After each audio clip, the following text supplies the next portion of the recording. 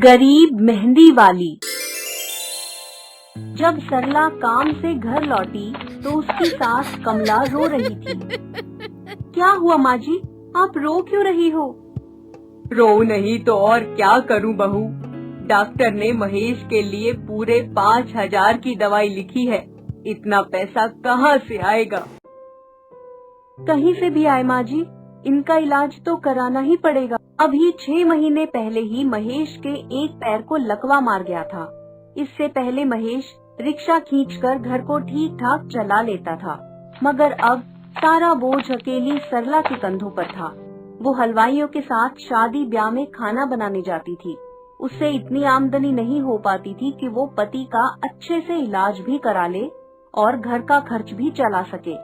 इसीलिए वो अंदर गई और अपनी सोने की अंगूठी लाकर सास को देते हुए बोली, लो माँ जी, इस अंगूठी को बेच दो। बहू, ये क्या? तुम्हारे पास ले देकर यही एक बची है और तुम इसे भी बेचने को कह रही हो? माँ जी, इनका इलाज हो जाएगा तो ऐसी अंगूठी और बन जाएगी। अब तो बस यही चारा है। एक दिन सरला काम पर जाने लगी तो महेश बोला, सरला, मुझ पर पैसा बर्बाद मत करो। लगता है कि अब मैं ठीक नहीं हो पाऊंगा। हिम्मत हारने से कुछ नहीं होगा। आप हिम्मत रखिए, आप जरूर ठीक हो जाएंगे। ये कहकर सरला काम पर चली गई और वहाँ शादी में बर्तन धोने का काम कर रही थी कि बैठी बैठी पुराने ख्यालों में खो गई। अगले रविवार को हमारे स्कूल में मेहंदी प्रतियोगिता है। इस प्रतियोगिता में जो लड़की भाग लेना चाहती हो अपना नाम लिखवा दो। मैम, मुझे भाग लेना है। पूरी क्लास में तुम अकेली ही भाग लेने वाली लड़की हो? कोई और लड़की भाग नहीं लेना चाहती? नहीं मैम, हमारी पूरी क्लास में बस यही एक मेहंदी डिजाइनर है। देखना, यही तहलका मचा देगी। सरला के बनाए मेहंदी के डिजाइन सबको पसंद आते हैं।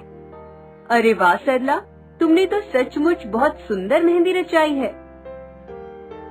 ऐसा सुंदर डिजाइन तो मेहंदी पार्लर वाली भी नहीं बना सकती। मैं तुम्हें प्रथम पुरस्कार प्रदान करती हूँ। सरला, शादी के बाद तुम अपना मेहंदी पार्लर खोलना और देखना, दूर दूर की औरतें तेरा पार्लर ढूंढती फिरेंगी। इतनी आमदनी होगी कि तेरा पति तुझ पर नाज करता नहीं थकेगा। तभी एक बच्ची के रोने की आवाज सुनाई दी और सरला ख्यालों से बाहर आकर उससे बोली, इधर आओ बेटी, बताओ तो तुम क्यों रो रही हो? बच्ची हाथ में मेहंदी का कोन लिए उसके पास आकर बोली, मेरा नाम अनु है आंटी। मुझे कोई भी मेहंदी नहीं रचा रहा। मुझे अपने हाथों में मेहंदी रचवानी है ना। क्या मैं लगाऊं तुझे मेहंदी? क्या आप सच में मेहंदी रचाना जानती हो? हाँ, बहुत सुंदर मेहंदी रचाती हूँ मैं। सरला के ये कहने पर अनु उससे मेहंदी लगवाकर अंदर भाग जाती है और फिर थोड़ी देर बाद, अरे, मेहंदी का ऐसा सुंदर डिजाइन तो दुल्हन के हाथों में पार्लर वाली ने भी नहीं बनाया। कहाँ से बनवाया तूने अनु? उस बर्तन साफ करने वाली आंटी ने बनाया है। ये सुनकर उमा हैरान रह गई और फिर तो जिसे देखो वही सरला के आसपास मंडराने लगी। सरला बहन, आप इन बर्तनों को छोड़ो और हमारे हाथों पर मेहंदी के डिजाइन बनाओ। हम तुझे पार्लर वाली से भी ज्यादा दाम देंगे। उस दिन सरला ने शादी में औरतों के हाथों में मेहंदी लगाकर 8-10 हजार कमा लिए और घर आकर सास को पैसे देते हुए बोली, आज तो हजारों रुपए की कमाई कर ली है माँ जी। हजारों रुपए की कमाई का नाम सुनकर कमला सहम सी गई और बोली, मुझे कोई कमाई नहीं चाहिए बहू। ऐसे कमाई करने से अच्छा तो कहीं डूब मरो। आप ये क्या कह रही हैं माँ जी? आप जो समझती हैं मैंने वैसा कुछ नहीं किया। मैंने तो बस शादी में औरतों को मेहंदी लगाकर ये रुपए कमाए हैं। मेहंदी लगाकर कमाए हैं? क्या तू मेहंदी लगाना जानती है? बहुत अच्छे से माँ जी। फिर तू यही काम क्यों नहीं कर लेती? इसमें तो अच्छी कमाई हो जाती होगी।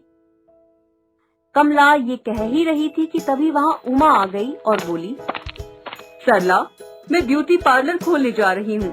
अगर तुम मेरे साथ काम करना चाहो तो मैं तुम्हें अच्छे पैसे दे दूंगी। हाँ, कर लेगी तुम्हारे साथ काम। जब अच्छे पैसे मिल रहे हैं तो क्यों नहीं करेगी। मेरी सास ठीक कह रही है उमा जी। उस दिन के बाद सरला ब्यूटी पार्लर में काम करने लगी और वहाँ रहकर मेहंदी लगाने के अलावा और भी सब काम सीखने लगी। आमदनी अच्छी होने से महेश की बीमारी का इलाज भी ठीक से होने लगा। क्यों रे महेश, अब तो बीमारी में कुछ आराम है कि नहीं? अच्छा है, आराम मिल रहा है माँ। भला हो उस हुनर का जो बहू ने अपने बचपन में सीख लिया था। अगर बहू के पास हुनर नहीं होता तो तेरी दशा कभी भी सुधरने वाली नहीं थी। मैं तो कहूँ हर लड़की को कोई ना कोई हुनर तो अवश्य सीखना चाहिए। समय बीतता गया और महेश बिल्कुल ठीक हो गया। वो फिर से रिक्शा चलाने की सोचने लगा, मगर सरला उससे बोली, अब तो हमारे पास पैसे हैं जी, अब आप इस साइकिल रिक्शा को खींचने की बजाय एक ऑटो खरीद लीजिए। बात तो तुम ठीक कहती हो, इससे अच्छी कमाई होने लगेगी और तुम्हें भी ब्यूटी पार्लर जाने की नौबत से छुटकारा मिल जाएगा। इससे पहले कि सरला कोई जवाब देती, कमला आकर बोली, ऐसी बात की तो तेरी जबान काट लूंगी। बहू को काम करने से रोकने की बात कभी मत करना। अब तो मैं बहू का अलग से ब्यूटी पार्लर खुलवाऊंगी, समझा?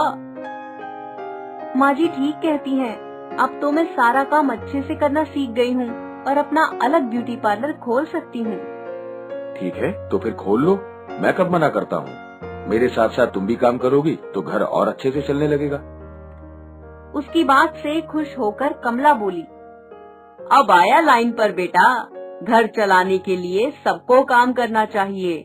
बहू, मेरे लायक कोई काम हो तो मुझे भी बता देना। आप तो घर और बच्चों को संभाल लेना माँ जी, हमारे लिए आपका वही सबसे बड़ा काम होगा। सरला ठीक कहती है माँ। तुम लोग खुश रहो बेटा, मैं तो जो तुम कहोगे कर लूँ।